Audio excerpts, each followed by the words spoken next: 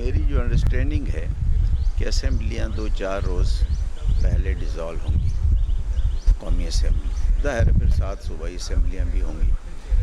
تو آئین کے مطابق پھر 90 دن ملیں گے۔ میں نے اپنی ذاتی رائے پرائم منسٹر کو یہ دی ہے کہ جی 60 دن میں پورا الیکشن کا پروسیس، پھر ٹائم نہیں ملے گا کہ کیمپین کے لیے بہت کم وقت ملے گا۔ الیکشن 100% ہوں گے، نومبر میں ہوں گے۔ اب 10 نومبر کو ہوتے ہیں یا 20 نومبر کو ہوتے ہیں، 5، 8، 10 دن آگے پیچھے تو ہو سکتے ہیں، لیکن الیکشن نہ ہونا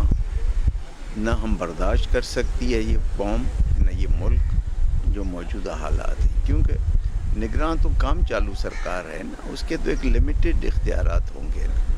تو اس لیے ملک کے مفاد میں ہوگا کہ الیکشن ہو اور پاکستان کے عوام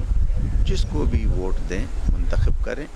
ان کو حکومت بنانے کا حق دیا جائے۔ دیکھیے الحمدللہ ہمارا بھوتانی خاندان پچھلے 11-12 الیکشن جیتتا آ رہا ہے، اور پچھلے 50 سال سے لوگوں نے ہمیں اپنے نمائندگی کا حق دیا ہے، لیکن ہم نے کبھی خود سے فیصلہ نہیں کیا کہ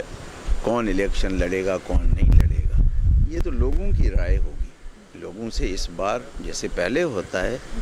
حسب سابق اپنے دوستوں سے، اپنے ووٹر سے رائے لیں گے۔ اگر انہوں نے کہا کہ الیکشن کون لڑے، اس کی روشنی میں فیصلہ کیا جائے گا، جس کو عوام کہے گا وہی الیکشن لڑے گا۔ اور ہم پر ہمیشہ عوام نے اعتماد کیا ہے، لسبیلا ہب کے لوگوں نے، گوادر کے لوگوں نے، اب چونکہ قومی اسمبلی آواران بھی شامل ہو گیا ہے، تو جو لوگوں کی رائے ہوگی بھوتانی خاندان اس کے مطابق فیصلہ کرے گا۔